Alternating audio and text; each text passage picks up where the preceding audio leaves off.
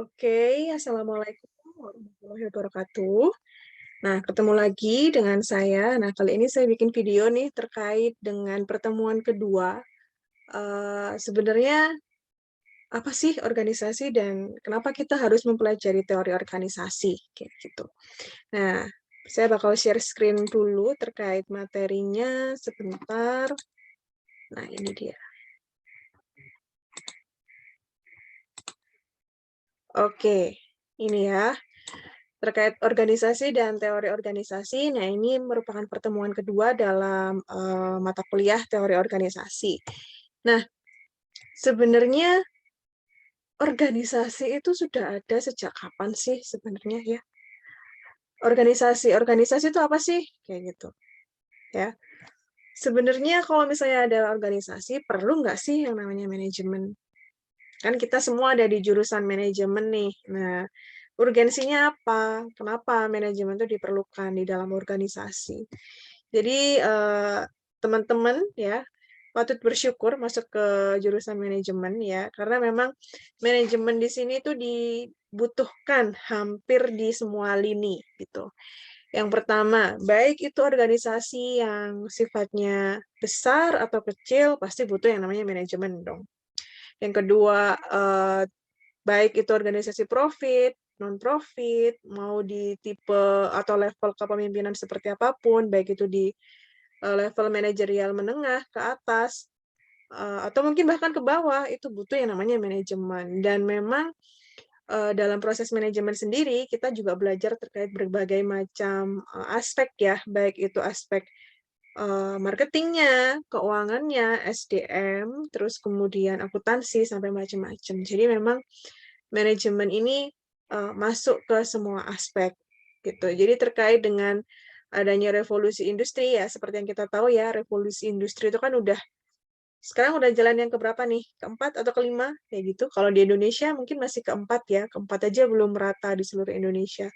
Sedangkan di negara lain sudah mulai yang revolusi industri kelima. Nah, terkait dengan perkembangannya sendiri, ya, manajemen atau organisasi itu ternyata udah ada sejak zaman dahulu gitu. Meskipun pada awalnya orang-orang tuh nggak tahu yang namanya organisasi itu apa gitu.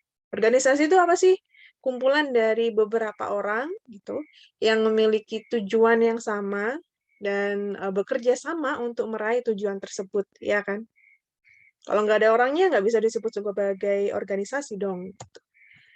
Nah, ini adanya sejak kapan gitu. Nah, ini ketahuan clue-nya nih. Apakah dari saat revolusi industri atau dari bukunya Adam Smith tahun 76 ya, The Wealth of Nation.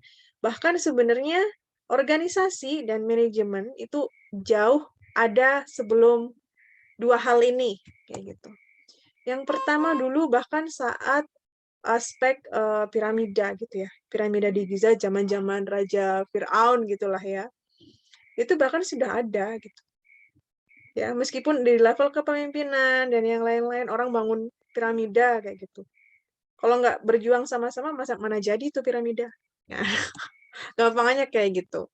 Nah, lebih lanjut terkait manajemen dan organisasi ini juga dijelaskan di bukunya Adam Smith terkait The Wealth of Nation, bahwasanya ya untuk membangun suatu negara bersama-sama itu butuh yang namanya butuh yang namanya orang yang mampu menggerakkan orang-orang ini tadi, kepemimpinan dan yang lain-lain. Dan yang terakhir jelas revolusi industri. Baik itu dari revolusi industri yang pertama ya, saat semuanya itu masih pakai tenaga manusia, terus kemudian beralih ke mesin, dan yang lain-lain itu udah ada sejak zaman dahulu. Nah, jadi sebenarnya kalau dalam materi perkuliahan teori organisasi, chapter 1 itu ya bahasanya terkait organisasi dan teori organisasi. Mengulas aja sih, kilas balik. Nanti di pertemuan selanjutnya akan dibahas terkait strategi, desain organisasi dan juga efektivitas, serta struktur dasar organisasi. Gitu. balik lagi, organisasi tadi udah saya jelasin ya, tapi sebenarnya kenapa sih orang-orang tuh mau masuk ke suatu organisasi? Alasannya itu apa? Banyak hal ya yang mendasari seseorang akhirnya dia join ke satu organisasi. Atau mungkin kalian deh kalau di kampus joinnya mungkin bisa HMJ, BEM, atau mungkin eh, organisasi lain yang tidak bisa saya sebutkan kayak gitu. Nah, kenapa kalian join organisasi itu? Salah satu alasan yang paling klise adalah saya pengen cari pengalaman baru, cari teman baru, dan yang lain-lain. Nah, tentunya motif tiap orang untuk masuk ke organisasi itu kan beda. Namun ketika sudah masuk dalam organisasi, otomatis organisasi ini punya goal, punya misi yang harus dicapai bersama-sama, meskipun caranya berbeda. Dan motif tiap orang untuk join di organisasi itu juga beda, seperti yang saya bilang tadi. Gitu. Nah, balik.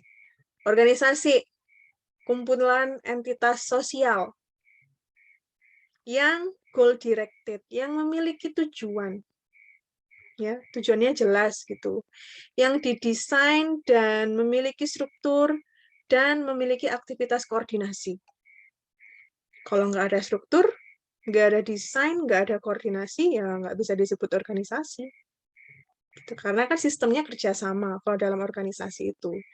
Dan yang aspek keempat, yaitu terhubung dengan lingkungan eksternal. Jelas, organisasi itu nggak bisa mengabaikan faktor-faktor yang ada di luar organisasi ya, karena pasti akan terpengaruh juga dengan aspek-aspek eksternal kayak gitu. Dan yang terakhir ini opsional, termasuk perusahaan multinasional yang besar ataukah itu usaha keluarga, baik itu yang profit maupun non-profit. Nah, ini adalah definisi organisasi yang dijelaskan oleh Duff dalam bukunya tahun 2010. Gitu ya. Tapi sebenarnya organisasi itu sendiri ya mencakup 4 hal itu tadi. Atau 3 lah maksimal. Gitu. Penting nggak sih adanya organisasi? Ya penting tentunya. Kalau misalnya nggak penting, nggak ada dong yang namanya organisasi. Gitu. Ya, organisasi itu ada karena yang pertama, membawa sumber daya bersama-sama untuk meraih tujuan yang sudah ditetapkan.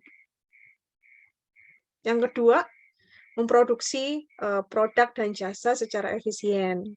Ini biasanya untuk organisasi profit maupun non-profit ya.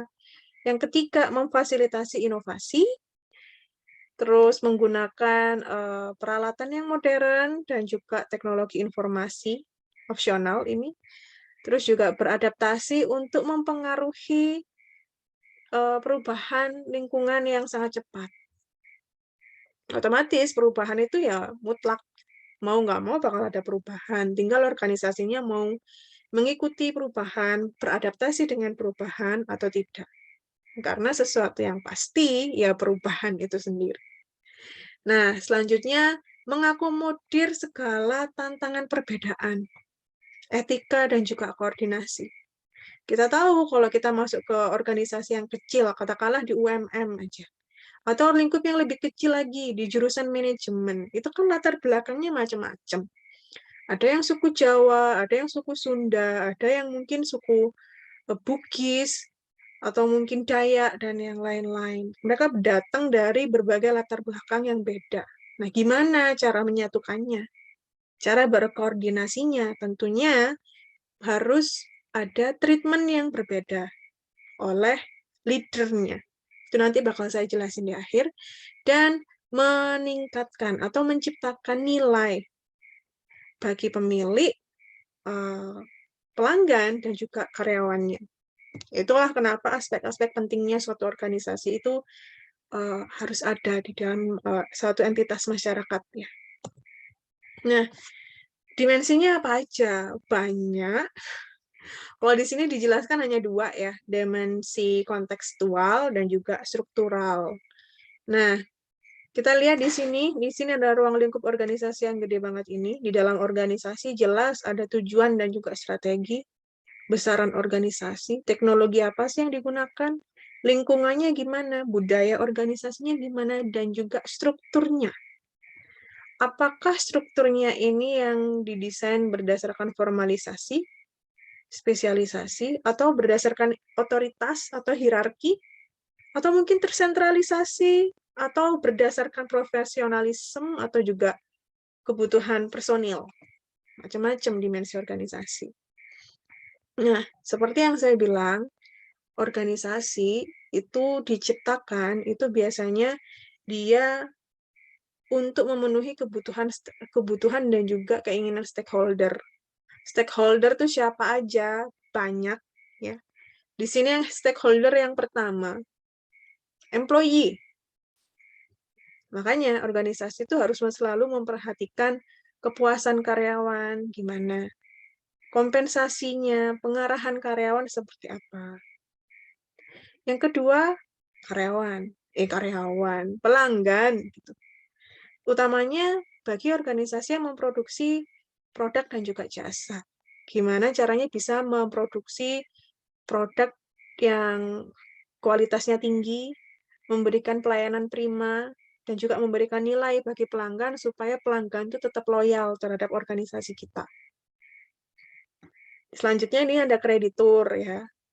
Namanya organisasi, bisa aja itu dibangun berdasarkan dana pribadi. Namun, kalau dalam aspek keuangan nih, yang belajar manajemen keuangan, ya, sebenarnya kita juga bisa utang untuk memperbaiki struktur kekayaan dari organisasi kita sendiri. Nah, kalau misalnya kreditur, apa nih yang dilihat dari organisasi, ya? Jelas, layak nggak sih creditworthiness-nya? Tanggung jawab keuangannya seperti apa? Mampu nggak kalau semisal kita utang dan kita melunasi, kayak gitu. Selanjutnya manajemen, jelas. Kalau manajemen ya tujuannya harus efektif dan juga efisien. Apapun itu. Karena semua akan berimbas pada semua stakeholder yang ada di sini. Ya, pemerintah, gimana suatu organisasi itu merespon hukum dan juga kebijakan yang dilakukan oleh pemerintah. Contohnya, kayak semisal sekarang nih lagi masa-masa PPKM kayak gitu. PPKM yang selalu diperbarui gitu ya. Gimana respon organisasi kita?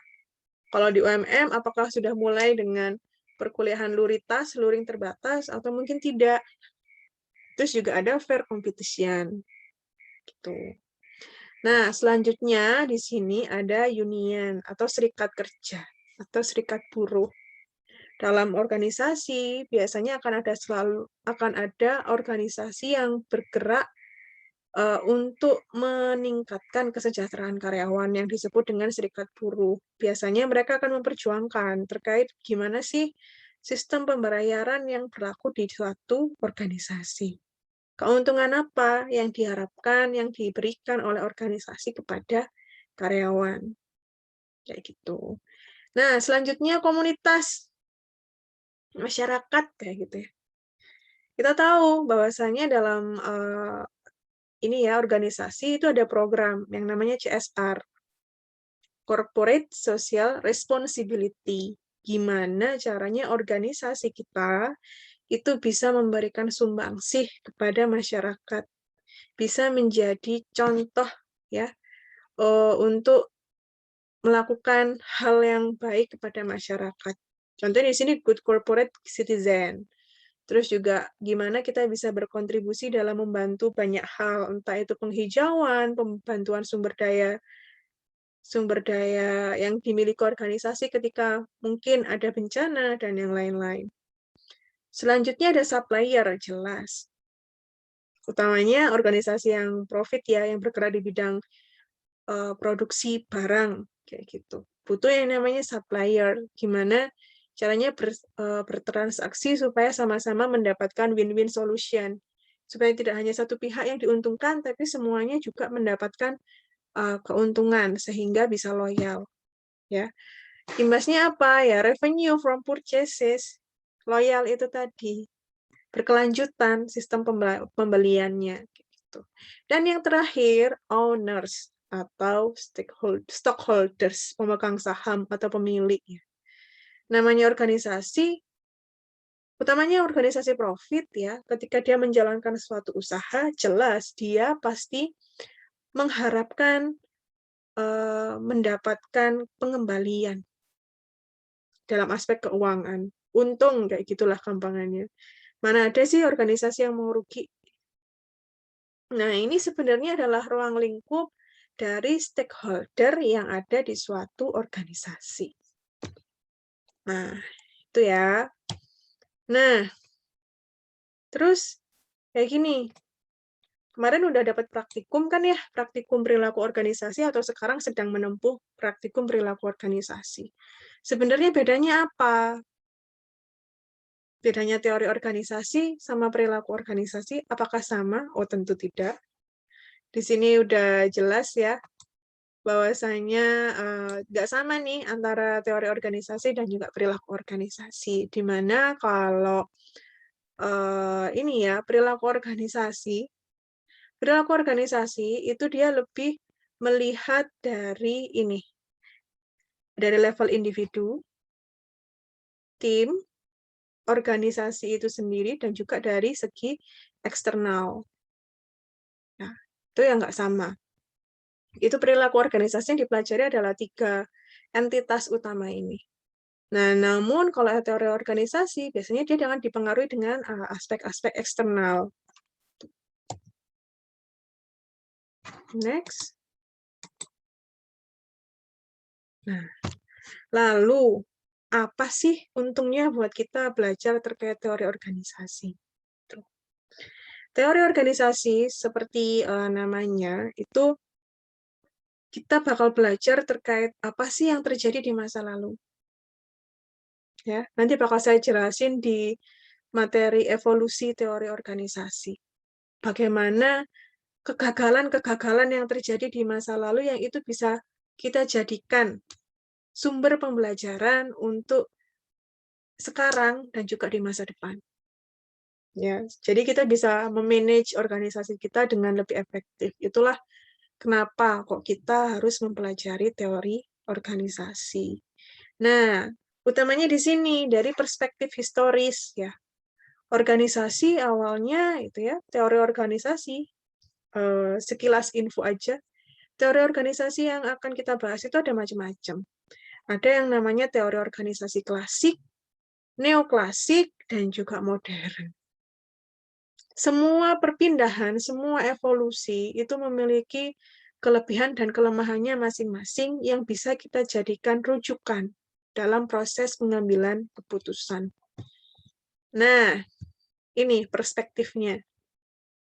Dari aspek historis, ya, ada contoh-contoh dari manajemen yang awal. Ya, tadi saat pembangunan piramida, terus juga saat Adam Smith tahun 76 itu tadi, The Wealth of Nation, ini Adam Smith, dan juga saat revolusi industri. Nah, kalau dari perspektif klasik, ada yang namanya scientific management. Manajemen sebagai sains. Yang kedua, general administrative, ya, administrasi umum. Manajemen itu dipandang sebagai administrasi umum. Tuh. Nah, ini terus kemudian ada pendekatan kuantitatif ya. Dari pendekatan klasik bergeser ke kuantitatif dan menuju ke pendekatan perilaku, behavioral. Nah, di sini ada early advocates ya, di mana masa-masa awal terkait dengan perilaku yang diharapkan di suatu organisasi. Kalau yang di teori klasik, ini manusia lebih dianggap sebagai manusia itu ya mesin produksi. Karena saat itu belum banyak alat-alat yang digunakan dalam membantu pekerjaan manusia. Itu yang dimaksud dengan teori klasik. Kalau aspek perilaku, kayaknya nggak manusiawi deh. Kalau manusia itu dipandang sebagai mesin produksi lagi. Kita manusia pengen dimanusiakan, kayak gitu. Nah, itu ada beberapa tahapan di sini.